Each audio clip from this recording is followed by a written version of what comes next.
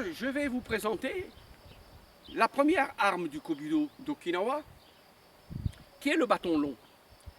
Alors le bâton long, à l'origine, il servait aux paysans à porter de lourdes charges. Ils le mettaient comme ça, et ils mettaient les poids, les seaux, tout ce qu'ils avaient à porter, et ils portaient. Ou ils portaient comme ça, ici et là, ou ils portaient comme ça.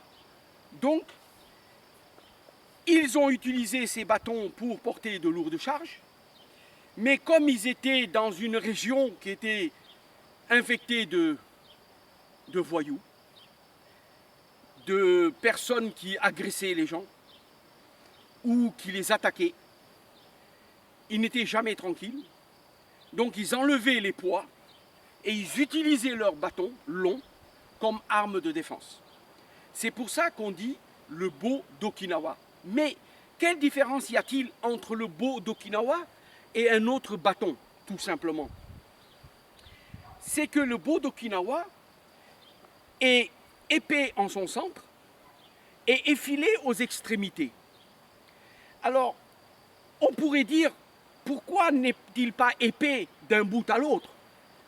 Mais parce qu'ils ont utilisé ce principe-là pour permettre une manipulation beaucoup plus souple, mais surtout des changements de main qui sont beaucoup plus fluides et la tenue extrémité et au centre avec une tenue épaisse, une tenue souple, une tenue plus fine pour permettre le travail et l'évolution du bâton dans tous les sens. Alors on pourrait évidemment travailler ça de la même façon avec un bâton épais en son centre, bien sûr, on pourrait, mais c'est la particularité tout simplement du bâton d'Okinawa. Je voudrais revenir aussi sur un point essentiel du mot bâton.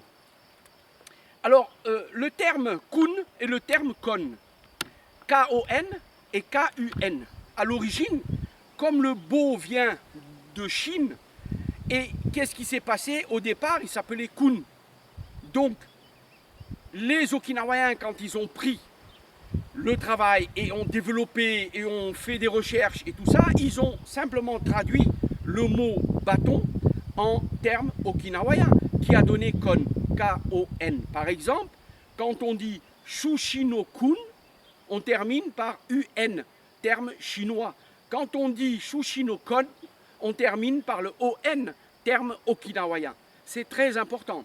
Donc, ne vous étonnez pas si les Chinois, en travaillant, terminent par un et que les Okinawaïens terminent par on. C'est juste la prononciation en fonction de chaque culture. Voilà. En ce qui me concerne, en tant qu'expert d'armes, ça n'a pas d'importance pour moi. Parce que la passion pour moi est importante, donc que ce soit kun ou kon, pour moi, ça n'a pas d'importance. Je peux dire facilement Shushino-kun ou Shushino-kon. Pour moi, c'est pas ça le plus important. C'est de pouvoir travailler les techniques qui nous ont été transmises, puisque les deux appellations, pour moi, ont une très bonne résonance. Merci.